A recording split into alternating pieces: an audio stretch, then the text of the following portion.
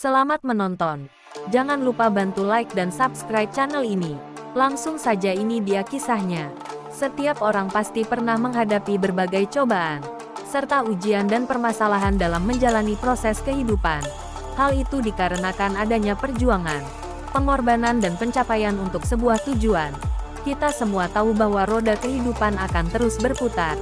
Ada kalanya kita berada di atas, begitu pun ada saatnya kita berada di bawah. Rasa senang, sedih, bahagia dan terluka itu sudah pasti ada.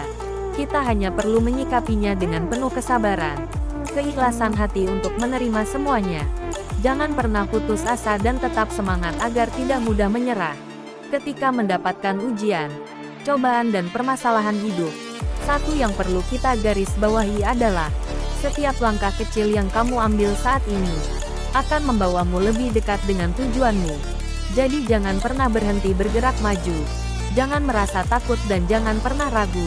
Jalani semuanya dengan tulus apa adanya. Namun ini tentang cinta, tentang hati, di mana semua orang memiliki cinta di hatinya. Ini tentang kesetiaan, ketulusan dan kasih sayang, sebuah perasaan dan perhatian.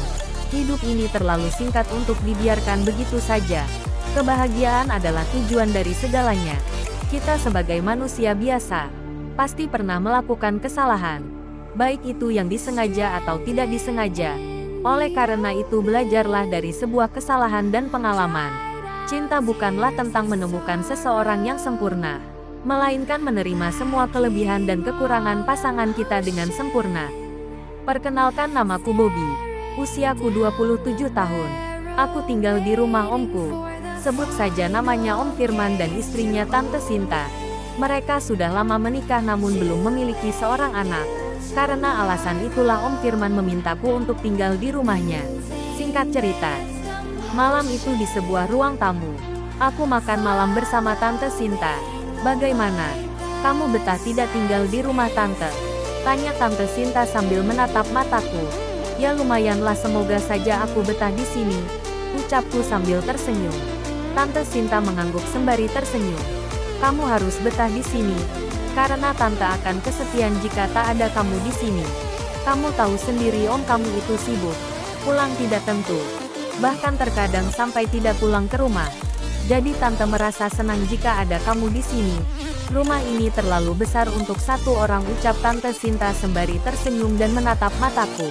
Saat itu jantungku berdebar kencang, hatiku mulai dak-dikduk tak karuan. Tatapan Tante Sinta begitu tajam dan dalam. Ada perasaan yang masuk ke dalam hatiku. Ada rasa kehangatan dan kenyamanan yang menjalar ke dalam diriku. Ada apa dengan diriku? Aku tak mengerti dengan perasaanku sendiri. Ada perasaan yang mulai tumbuh di dalam hatiku kepada Tante Sinta. "Bobby, mengapa kamu melamun melihat Tante seperti itu?" ucap Tante Sinta. Aku kaget. "Maaf Tante, tidak apa-apa. Aku hanya lelah hari ini." "Kamu sudah selesai belum makannya?" "Sudah Kotan." "Ya sudah, bawa sini." Aku membawa piring kepada Tante Sinta. "Ya sudah Tan, aku mau istirahat," ucapku.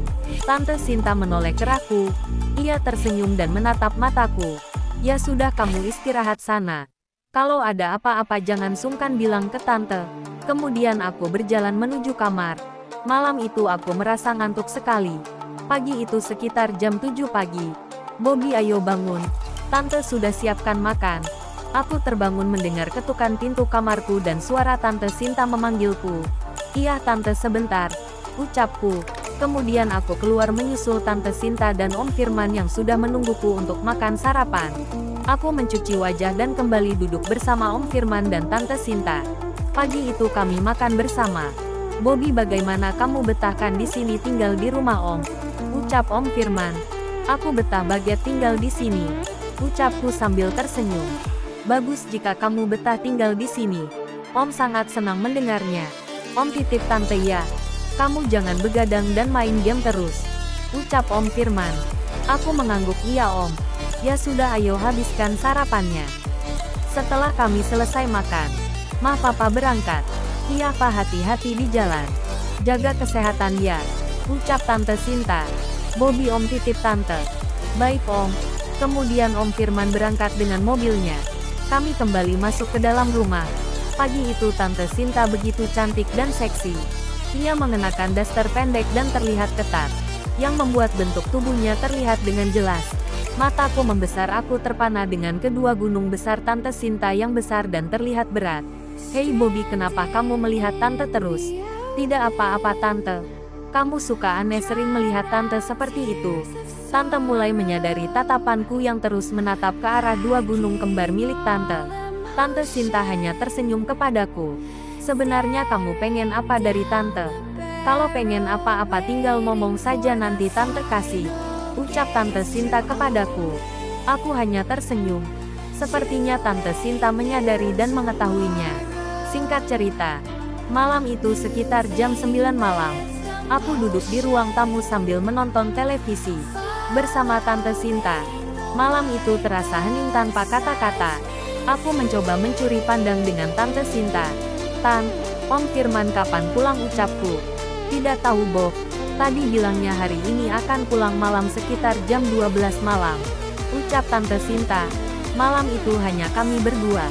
Tante Sinta mendekat kepadaku. Duduk di sampingku. Malam ini terasa dingin banget. Ucap Tante Sinta. Tante Sinta memegang tanganku dan tersenyum kepadaku. Aku menoleh ke arah Tante Sinta. Sudah, jangan gugup begitu. Tidak apa-apa. Di rumah ini tidak ada siapa-siapa selain kita berdua. Tante Sinta mendekatkan dirinya lebih dekat lagi. Tante tahu, kamu ingin kedua gunung kembar Tante kan? Tanya Tante Sinta. Aku hanya bisa diam dan gugup malam itu. Jika kamu memang menginginkannya, Tante akan memberikannya malam ini. Lagi pula malam ini terasa dingin dan hanya kami berdua di rumah ini. Ucap Tante Sinta. Akhirnya kami melakukan hal yang seharusnya tidak kami lakukan malam itu. Ada rasa penyesalan. Namun di balik itu kami merasa puas dan bahagia. Kami melakukannya dengan penuh cinta dan kasih sayang. Aku tersenyum sambil mengusap rambut Bobby. Ia mengerti apa yang Tante inginkan. Ia begitu kuat dan tahan lama. Membuat Tante Sinta merasa lemas dan bahagia oleh permainan Bobby. Inilah kisahku. Terima kasih telah menonton video ini. Jangan lupa bantu like dan subscribe channel ini.